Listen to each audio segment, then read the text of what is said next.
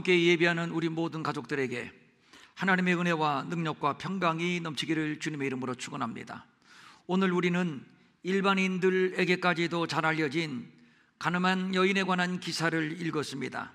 지난 주간 유튜브 말씀 묵상 시간에 예수님의 초막절 기간 동안에 있었던 사건을 함께 나누었는데, 오늘 본문에 가늠한 여인의 사건도 초막절의 연장선상에 있었던 일입니다. 예수님은 초막절을 지키기 위해서 예루살렘에 올라가셨고, 이곳에서 유대인들과 율법에 관하여 신랄한 논쟁을 벌였습니다. 아니, 논쟁이라기보다는 저들의 무지한 율법주의, 즉 은혜 없는 율법이 얼마나 위선이며 얼마나 무서운 흉기가 되는지에 대한 예수님의 날선 비판이라고 하는 것이 더 정확할 것입니다. 예수님의 가르침에 대하여 유대인들이 깜짝 놀랐습니다. 유대인들이 놀랍게 여겨 이르되 이 사람은 배우지 아니하였거늘 어떻게 글을 아느냐. 이 말은 단순히 글을 안다 모른다의 차원이 아니라 예수님의 학문적 배경에 대한 지적이라고 봐야 할 것입니다. 그럼에도 예수님의 말씀은 상당히 심오했고, 여기에서 유대인들, 바리새인들이 깜짝 놀랐던 것입니다. 그런데 무엇보다도 유대인들은 사람을 외모로 보고 외모로 판단하는 습성이 있었습니다.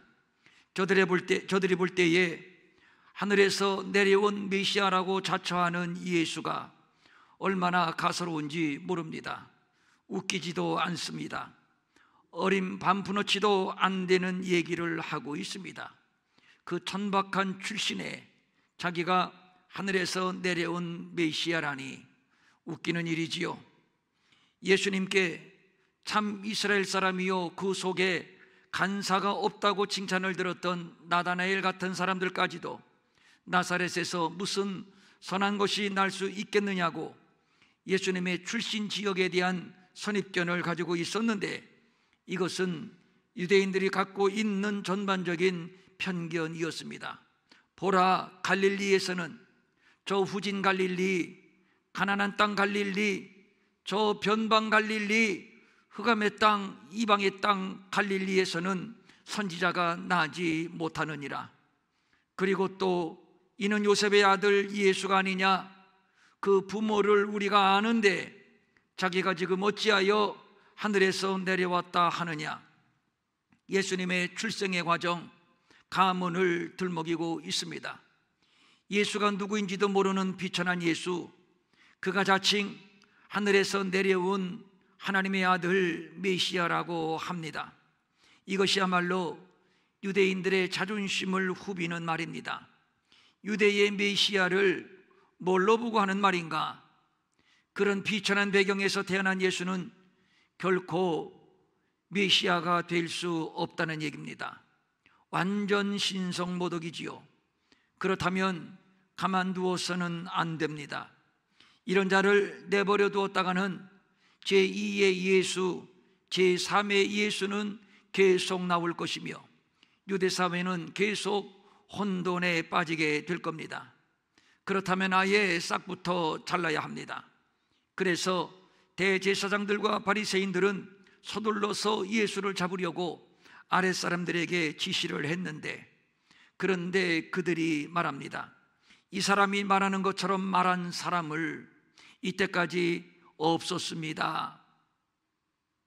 그같이 말하는 사람을 우리가 본 일이 없는데요, 우리가 만난 일이 없는데요.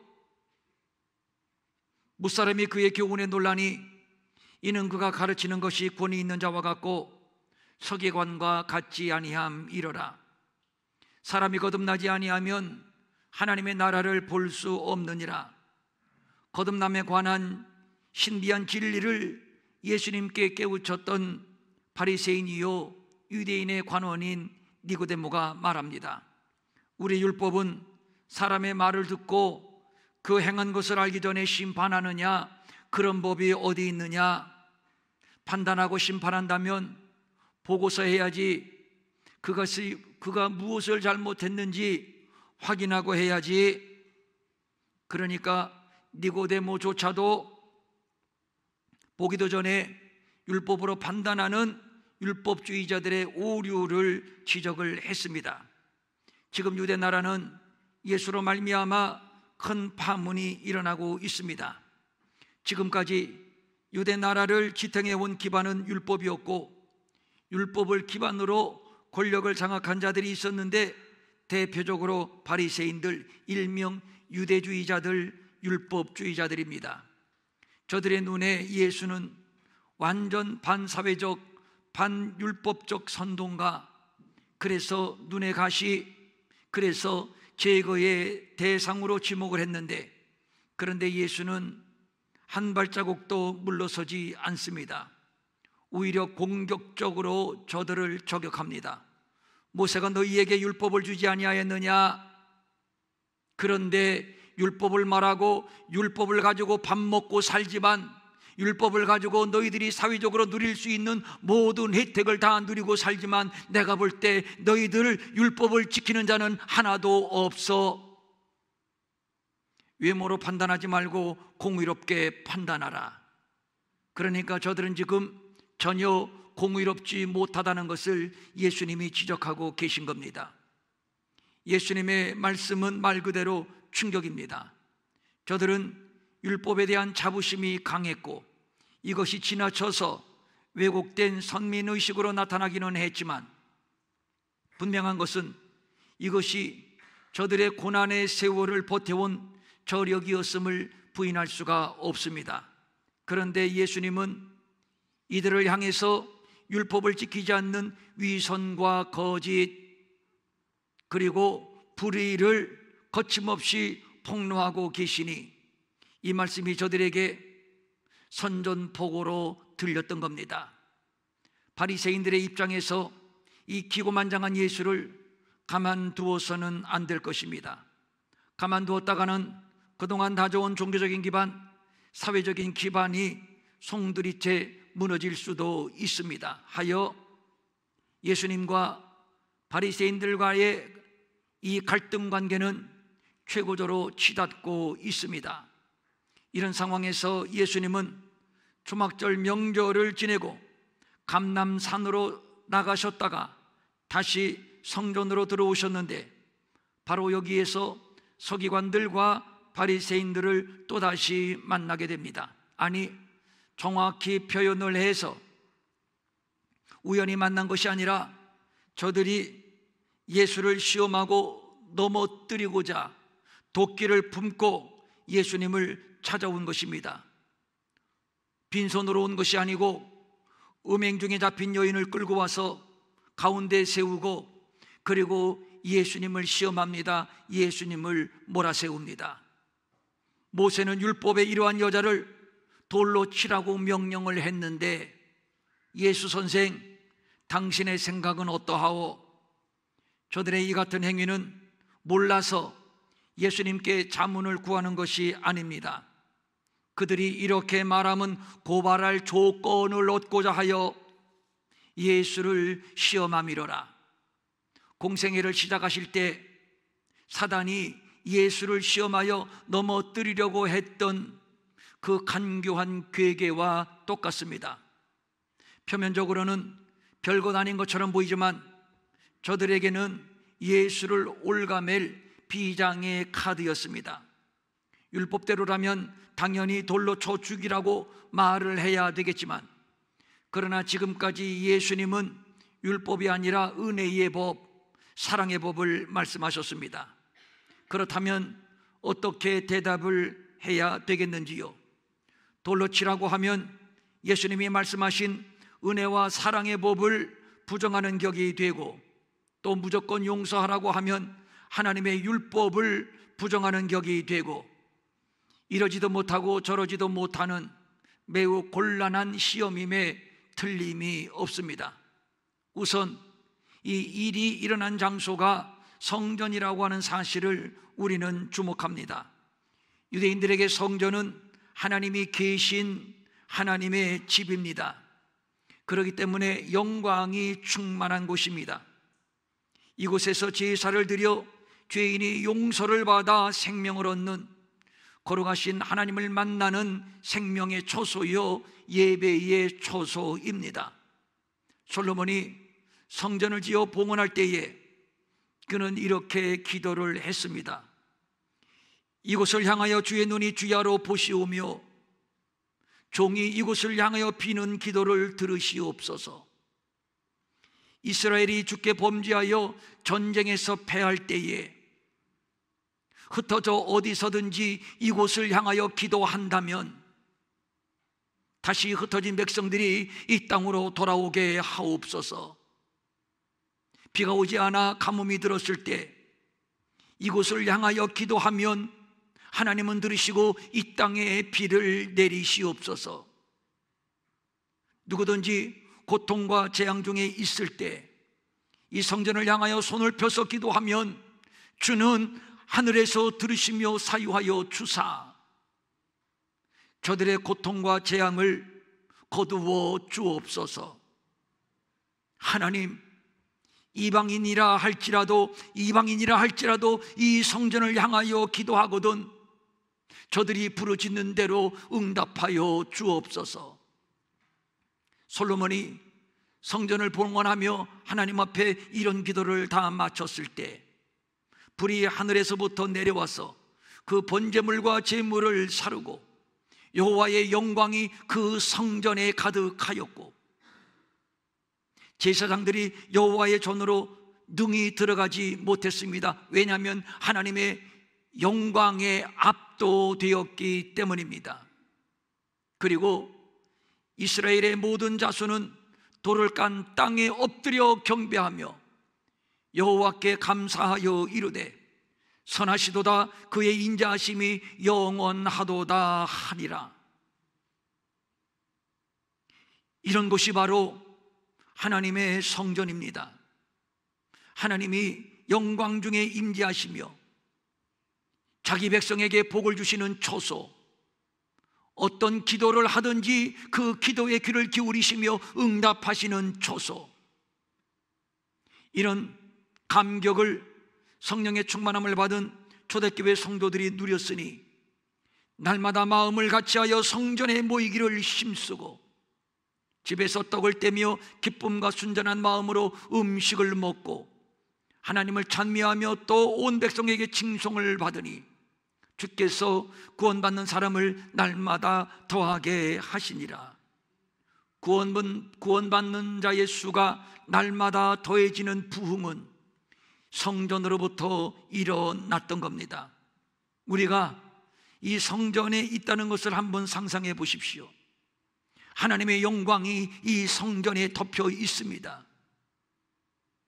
구원받은 감격이 있고 구원의 응답이 있으며 복의 복이 넘치는 성전, 생각만 해도 영광스럽고 생각만 해도 감동이고 생각만 해도 감격스럽습니다.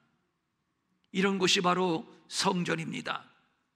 그런데 바리새인들은 성전에서 소, 양, 비둘기를 팔고 돈을 바꿔주면서 자기들이 성전의 주인인 양 사욕을 쫓으며 하나님의 집을 강도의 속을 장사하는 시장터로 만들어 버렸습니다. 우리 예수님이 대노하셨습니다. 너희가 이 성전을 헐라 내가 사흘 동안에 일으킬 것이다.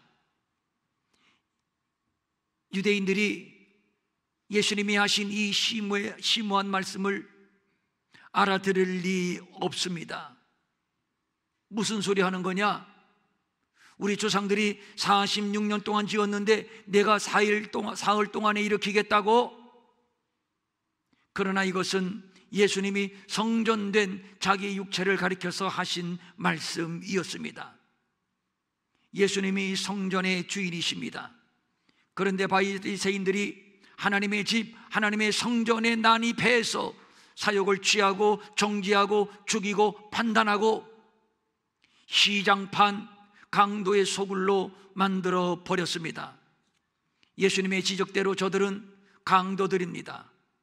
그들이 이 하나님의 성전에서 이 거룩하고 영광스러운 하나님의 집에서 성전의 주인이 되시는 예수님을 올가매려고 계획적으로 가늠한 여인을 끌고 왔습니다. 저들이 얼마나 잔인한 강도인지 본문을 보면 소름이 끼칠 정도입니다. 한 여인이 음행 중에 붙들려 왔습니다. 여기서 말하는 음행은 불법적인 성관계를 말하는 것인데, 기본적으로는 상대방이 약혼을 했거나 결혼을 했거나, 아니면 내가 약혼을 했거나 결혼을 했거나, 이런 상황에서 두 사람이 만나 불법적인 성적 결합을 하는 것, 이것을 간음이라 혹은 음행이라고 말했습니다. 그런데 본문은 선생이여 이 여자가 간음하다가 현장에서 잡혔나이다. 여인의 입장에서는 현장에서 체포되었으니만큼 발뺌할 수도 없고 변명할 수도 없습니다. 이 여자를 끌고 와서 예수님 앞에 세웠습니다. 여자는 강제로 끌려와서 강제로 여기 세워진 것입니다. 성경은 여인의 반응, 여인의 태도에 대한 어떠한 묘사도 없습니다. 이미 유죄가 입증된 현행범, 마땅히 죽어야 할 죄인, 이제 이 여인에 대한 심판은 정해졌으니 돌에 맞아 죽는 것입니다. 이 여인을 가운데 세우고 서기관과 바리새인들이 예수님께 묻습니다. 피할 수도 없고 빠져나갈 수도 없는 예리한 질문입니다. 모세는 율법에 이러한 여자를 돌로 치라고 명령을 했는데, 예수 선생, 당신이라면 어떻게 하겠소? 이때 예수님은 몸을 굽혀 손가락으로 무엇인가 땅에 글을 쓰시고, 그리고 말씀합니다. 너희 중에 죄 없는 자가 먼저 돌로 치라.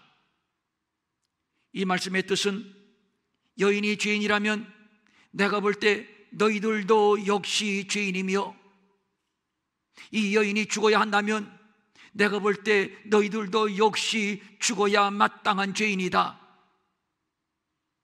오히려 저들에게 되받아치고 있습니다.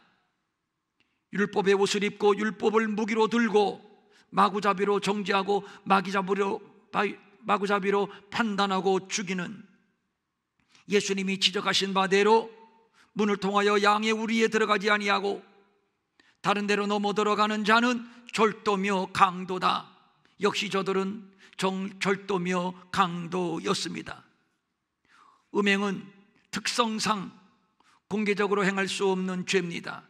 아주 은밀하게 숨어서 그런 특성을 가지고 있는데, 그럼에도 현장에서 붙잡았다면 예수님을 고소할 꼬투리를 잡기 위해서 한 여인을 추적, 미행, 감시했다는 얘기, 아니 오히려 오직 저 예수를 올가매겠다고 하는 악한 의도를 가지고 이 여인에게 한 남자를 접근시켜 이 여인으로 하여금 미끼를 덥석 물게 하지는 않았을까?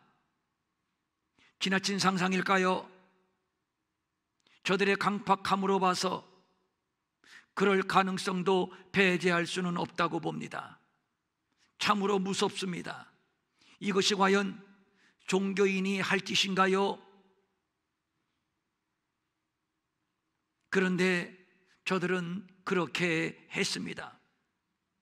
화 있을진저 외식하는 서기관들과 바리새인들이여, 너희는 천국문을 사람들 앞에서 닫고, 이게 무슨 얘기입니까? 바리새인과 서기관들이 누굽니까? 그들에게 하나님의 말씀을 가르치고 그리고 다 함께 주를 섬기게 하며 주 앞에로 인도하는 자들, 그 앞에서 모범을 보이는 자들, 그들이 서기관과 바리새인들이 아니든가요? 그런데 오히려 하나님 앞에서 천국문을 닫아놓습니다. 그리고 자기들도 들어가지 않고 들어가려 하는 사람들까지도 들어가게 못하게 하는 자들, 얼마나 위선입니까? 얼마나 악한 자들입니까?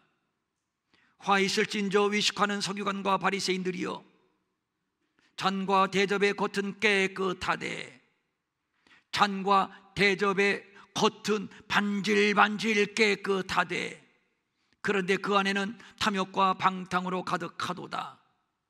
알고 보니 그 안에는 탐욕과 방탕으로 가득한 위선자들. 화 있을진저 회칠한 무덤과 같으니 겉으로는 아름답게 보이나 그 안에는 죽은 사람의 뼈와 모든 더러운 것이 가득하도다. 율법의 가면을 쓰고 거룩한 채 하지만 알고 보면 죽은 자들, 썩은 자들, 냄새나는 자들. 저들을 향한 예수님의 마지막 선언은 화 있을진저, 뱀들아 독사의 새끼들아, 너희가 어떻게 지옥의 판결을 피하겠느냐. 뱀들아 독사의 새끼들아. 알고 보니 실상 저들은 뱀이요 실상 저들은 독사의 새끼들이요. 그래서 심판과 저주를 피할 수 없는 운명. 죄 없는 자들은 돌로 치라, 맞습니다. 죄를 지었다면 돌에 맞아 죽어도 할 말이 없습니다. 마땅히 그렇게 해야 합니다. 이것이 율법의 공의입니다. 그래서 저들은 당연히 돌로 치려 데려왔는데, 그런데 우리 한번 냉정히 생각해 봅니다. 어째서 율법이 가늠한 여인의 죄만 지적하나요? 돌을 든 바리새인들, 살기등등한 저 서기관들의 죄에 대해서는 율법이 눈 감아주나요? 율법이 발각된 음행의 죄만 지적하고 은폐된 거룩한 죄, 위선 떠는 저 바리새인들의 죄는 지적하지 않나요? 너그럽게 묵인하고 너그럽게 용서하나요? 정녕 그렇다면 율법은 종교 위선자만 만들어낼 뿐 절대로 공의일 수 없습니다. 어리석은 바리새인들. 그래서 성경은 그들을 가리켜 눈먼 맹인이라고 단정하고 있습니다. 남의 눈에 티끌, 남의 허물, 남의 죄는 지적하면서 자기 눈에 들보는 보지 못하는 이 맹인, 이 어리석음, 이 위선자들. 율법의 행위로서는 의롭다함을 얻을 육체가 없으며, 그래서 율법 아래에 있는 자들은 모두 저주 아래에 있음을 왜 모르는지요? 그리고 예수님은 또다시 몸을 굽혀 손가락으로 땅에 무엇인가를 또 씁니다.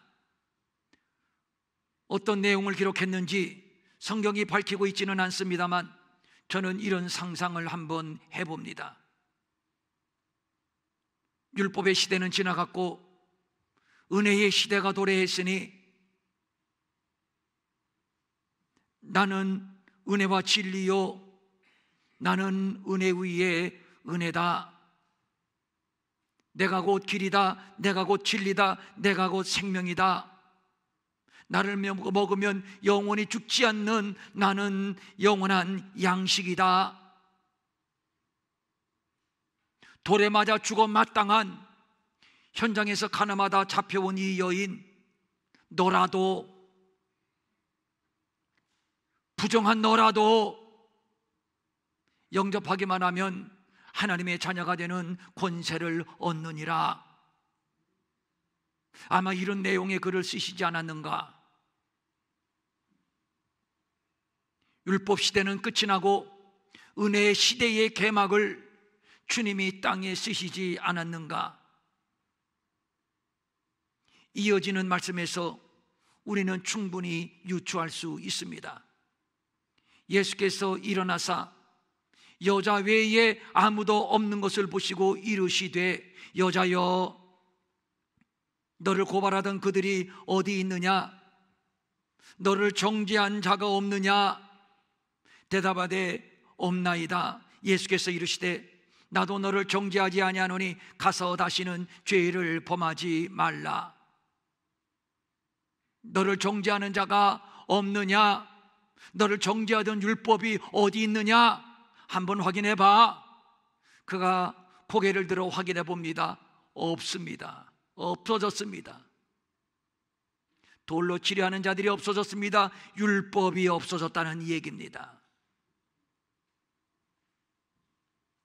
이제 정죄하던 율법은 떠나갔습니다. 그리고 눈앞에 정죄하지 않는 은혜 위에 은혜, 은혜와 진리, 예수님만 남아 있습니다. 그러므로 이제는 누구도 죄인이지만 죄인이라고 정죄하지 못합니다. 그러므로 이제 그리스도 예수 안에 있는 자에게는 결코 정죄함이 없나니 이는 그리스도 예수 안에 있는 생명의 성령의 법이 죄와 사망의 법에서 너를 해방하였음이라. 누가 능히 하나님께서 택하신 자를 고발하리요? 고발하지 못한다는 얘기, 정죄하지 못한다는 얘기. 의롭다 하신 이는 하나님이시니 누가 정죄하리요? 죽으실 뿐 아니라 다시 살아나신 이는 그리스도 예수시니 그는 하나님 우편에 앉아 계신 자요 우리를 위하여 간구하시는 자신이라. 생명의 성령의 법, 죽으실 뿐만 아니라 살아나신 이는 그리스도 예수. 그는 우리를 죄와 사망의 법에서 해방해 주셨습니다.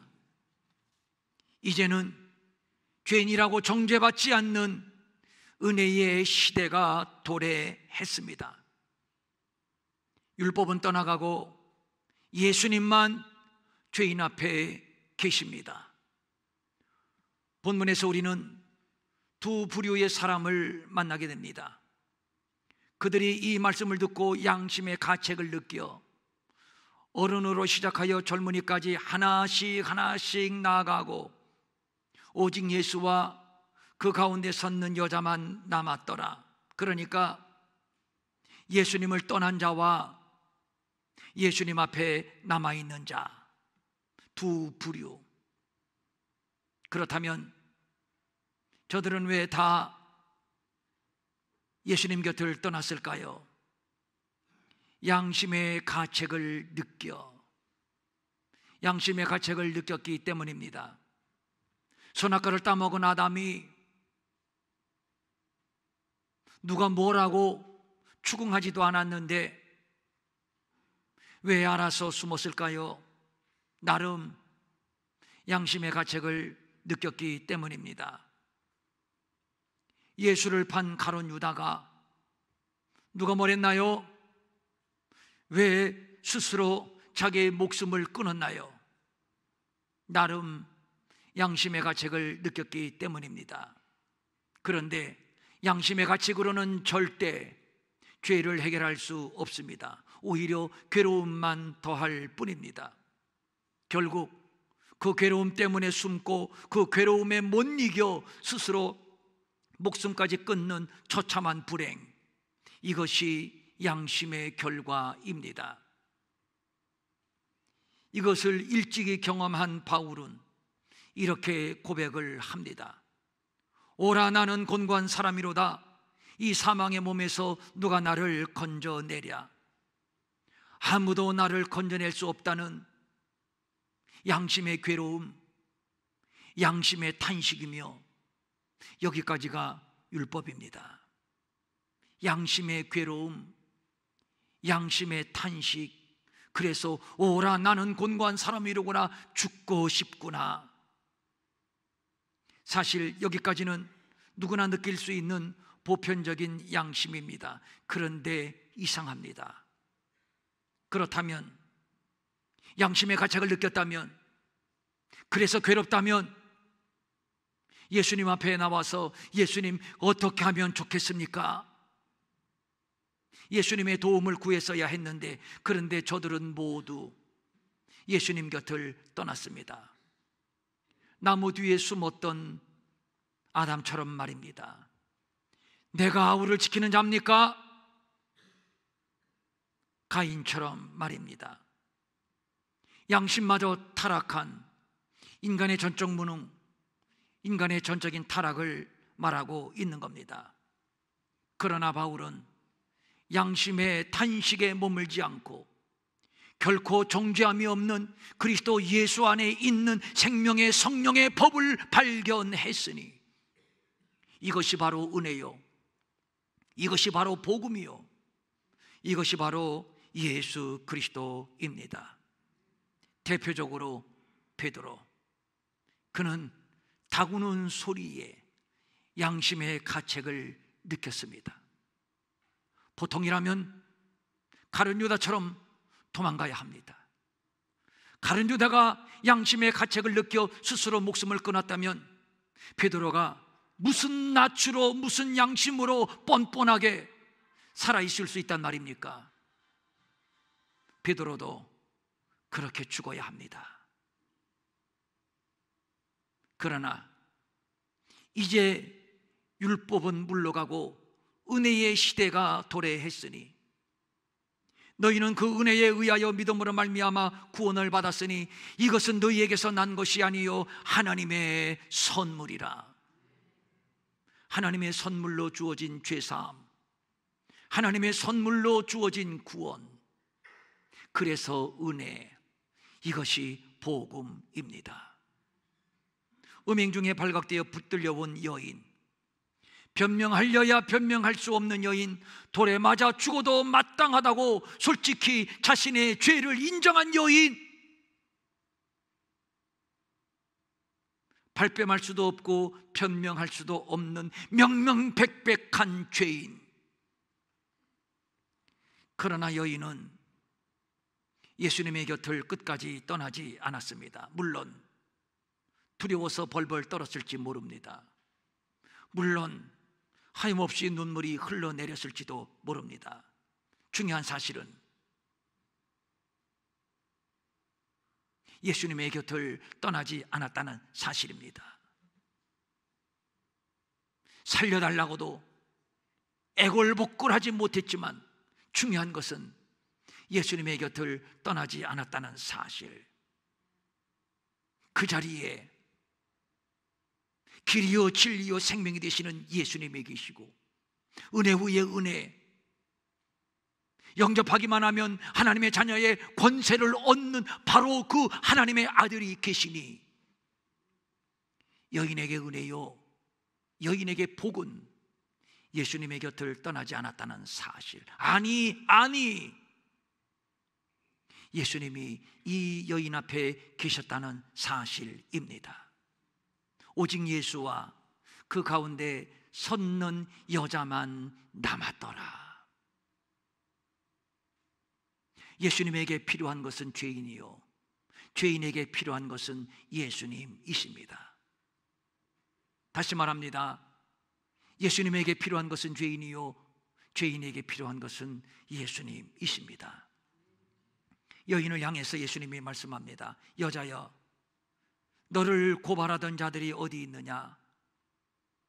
이 말은 여인이여, 너를 고발하던 자들이, 너를 고발하던 율법이 어디 있느냐?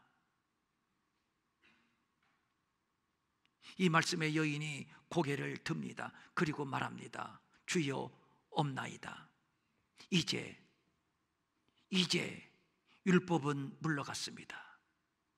이제 정죄함도 떠났습니다. 예수와 죄인만 남았습니다. 예수님이 말씀합니다. 나도 너를 정죄하지 아니하노니 가서 다시는 죄를 범하지 말라. 여인과 죄인, 예수와 죄인, 이 두 관계가 어떤 관계인가요? 예수, 그는 자기 백성을 죄에서 구원할 자입니다. 예수, 그는 세상 죄를 지고 가는 하나님의 어린 양이십니다. 예수, 그는 죄인의 친구이십니다. 우리가 아직 죄인 되었을 때에 그리스도께서 우리를 위하여 죽으심으로 하나님께서 우리에 대한 자기의 사랑을 확증하셨느니라. 죄인을 위하여 죽으시고 죄인에 대한 무한한 사랑을 확증해 주신 분, 그리하여 죽어도 살고 영원히 죽지 않는 생명을 우리에게 주신 분, 그분이 누구라고요? 바로 예수 그리스도. 나도 너를 정죄하지 아니하노니 가서 다시는 죄를 범하지 말라. 죄인에게 예수는 구주이십니다. 죄인에게 예수는 율법의 마침이요 구원이요 은혜이십니다. 그래서 예수는 복음입니다. 어떤 죄인도 구원하는 능력, 복음. 유대인이든지 헬라인이든지 남자든지 여자든지 누구를 막론하고 구원하는 능력, 그것은 복음. 이제 율법의 시대가 지나갔고 짠! 우리 앞에 서 계신 분이 계시니 그분은 은혜, 그분은 복음. 그래서 아무도 우리를 죄인이라고 정죄하지 못합니다. 우리는 하나님의 자녀의 권리를 얻었습니다.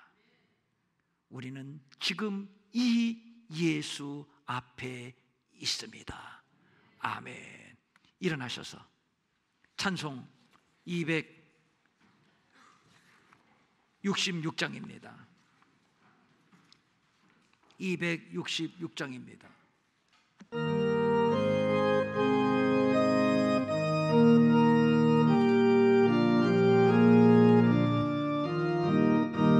주의 피로 이룬 샘물 참 깊고 넓도다.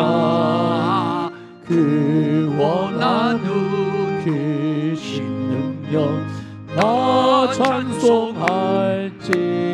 아멘. 찬송하세 주의 보혈 그 샘에 지금 나아가 죄의 깊이 빠진 이 몸 그 피로 씻어 맑히네. 죄악 세상 이김으로 거룩한 길 가는 나의 마음 성전 삼고 주께서 계시네. 찬송하세 주의 보혈 그 샘에 지금 나아가 죄의 깊이 빠진 이 몸 그 피로 씻어 맑히네. 주 예수를 깊이 아는 놀라운 그 은혜 하늘나라 즐거움이 매일 새롭도다. 아멘. 찬송하세 주의 보혈 그 샘에 지금 나아가 죄의 깊이 빠진 이 몸 그 피로 씻어 맑히네. 3절 한번 띄워주시죠. 제가 어저께 말씀을 준비하고 이제 설교 마치고 마지막 찬송을 무엇을 할까 아무래도 떠오르지 않더라고요. 무엇을 할까? 무슨 찬송을 부를까? 저는 설교를 하고 그리고 함께 찬송을 부르고 주 앞에서 결단하는 이 시간을 우리 1시간 예배의 하이라이트라고 저는 생각하거든요. 제가 30-40분 하는 설교가 아니고 이 찬송이 중요하거든요. 무슨 찬송을 할까? 아무래도 뭐 떠오르지도 않고 이것을 할까 해도 조금 뭐 2% 부족, 저것을 할까 해도 그래도 2% 부족. 그렇게 하고 밤 늦게 집에 들어갔는데 대뜸 저하고 사는 사람이 대뜸 이 찬송을 부르는 거예요. 응? 이 찬송을 해야 되겠다. 당신 왜 그 찬송 불렀어? 몰라, 나 평소에 잘 안 부르는데 그냥 불렀어. 이렇게 해서 오늘 이 찬송을 부르는 겁니다. 역사적인 찬송입니다. 아주. 3절 우리 한 번 더 불러보겠습니다.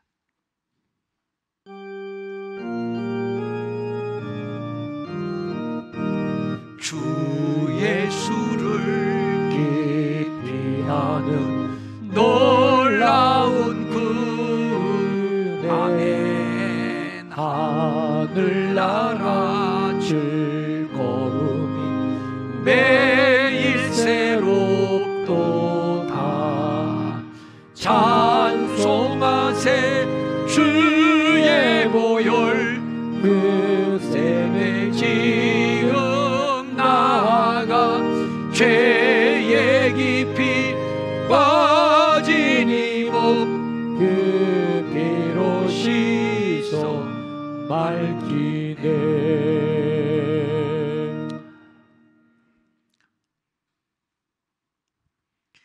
가늠한 여인이 고개를 들어보니까 예수님이 그 앞에 계셨거든요.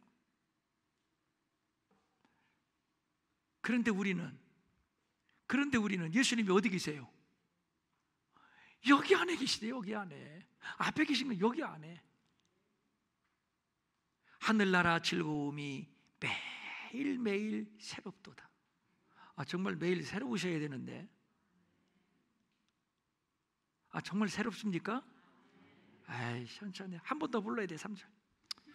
이따 아멘. 몰라 이제 언제 갈지. 3절. 매일 새롭도다.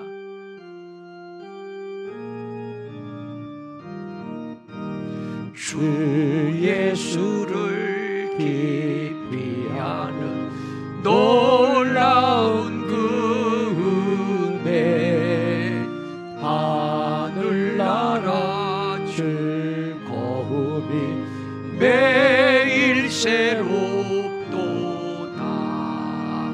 찬송하세 주의 보혈 그 셈에 지금 나아가 죄의 깊이 빠진 이 몸 그 피로 씻어 밝히네. 주 예수를 깊이 아는 놀라운 그 은혜. 하늘나라 즐거움이 준비하세요. 매일매일 새롭습니까? 기도하겠습니다. 서슬이 시퍼렇게 살기등등하여 돌로 쳐 죽이려고 하는 율법이, 그동안 이 율법이 우리를 올감했거든요. 이제 둘러보니까 다 떠나가고 누구만 계시더라? 예수님만. 누구에게? 죄인이라고 고백하는 여인 앞에. 예수님은 죄인을 위하여, 죄인은 예수님으로 말미암아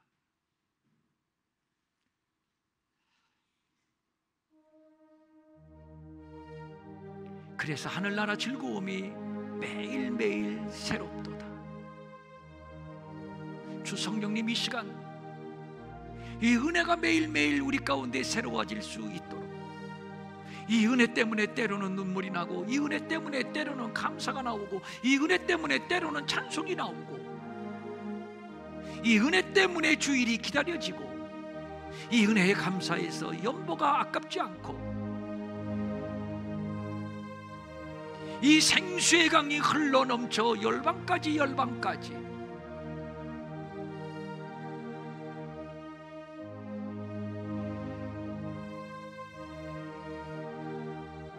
이것이 하나님께서 우리에게 기대하시는 바가 아니겠는지요?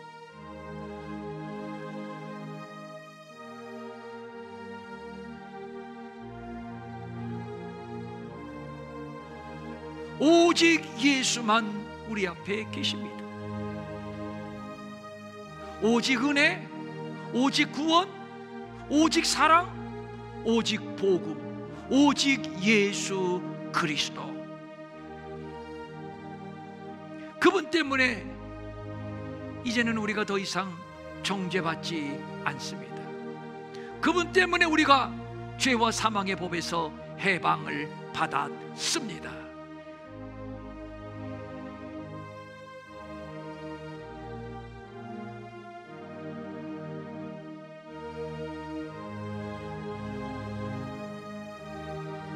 이 시간 우리에게 성령님 기름 부어 주옵소서. 충만하게 깊이 깊이 임하소서.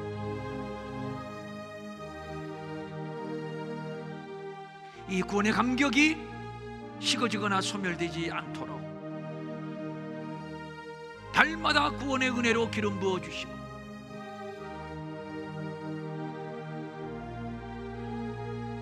이 은혜로 인하여 세상을 이기고 가서 다시는 죄를 범하지 말라. 세상과 죄와 단절하고 의의 길을 걸어가게 하옵소서. 의의 길을 걸어가게 하옵소서.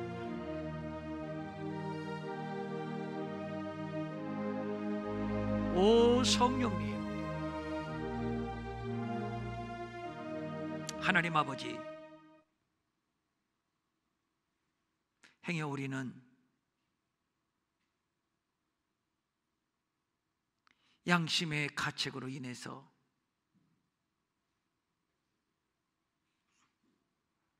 예수 곁을 떠나는 자들은 떠날까 말까 하고 있지는 않은지요.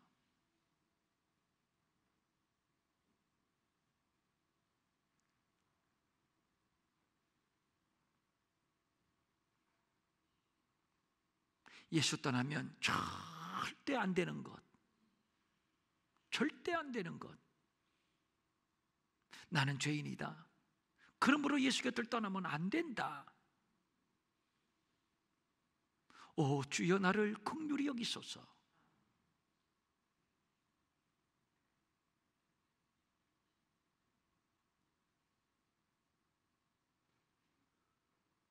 우리의 이 갈급함에 은혜의 샘물을 부어주시고,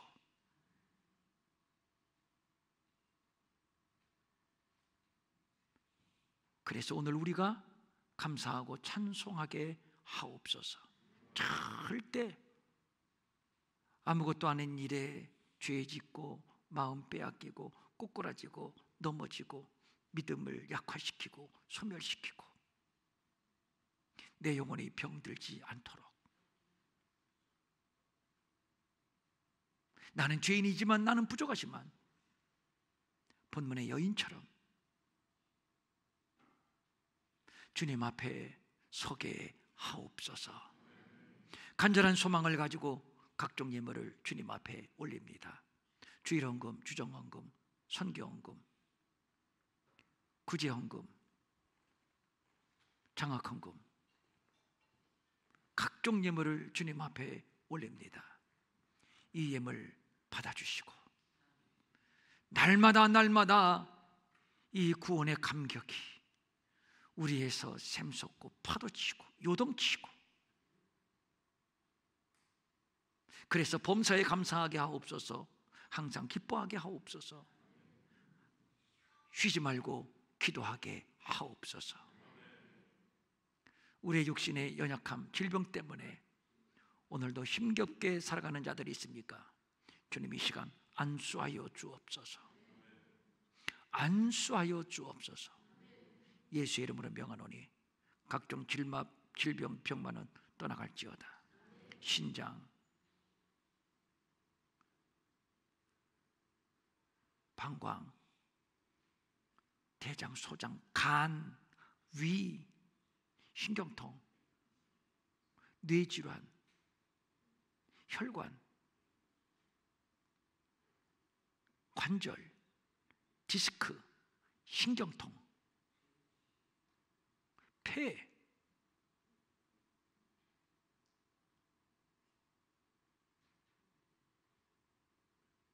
이 시간 나사렛 예수의 이름으로 명령하고 선포한다. 모든 질병과 병만은 떠나갈지어다. 떠나갈지어다. 우리 안에 두려움과 우울, 분노, 예수의 이름으로 명하노니 떠나갈지어다. 떠나갔음을 선포하노라. 이제는 우리 주 예수 그리스도의 은혜와 하나님 아버지의 무한하신 사랑과 성령님의 감화 감동하시고 위로하시고 안위하시고 능력 주시고 형통케 하심이 사랑하는 모든 성도들 머리 위에 영원히 함께 없으기를 간절히 축원하옵나이다. 아멘.